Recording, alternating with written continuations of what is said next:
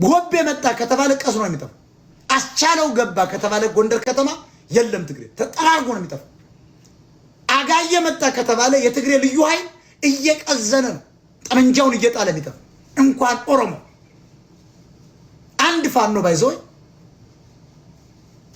1000 ኦሮሞ ይማረካል፣ 500 ትግሬ ይማረካል፣ 250 ኤርትራ ይማረካል። ፋክቶ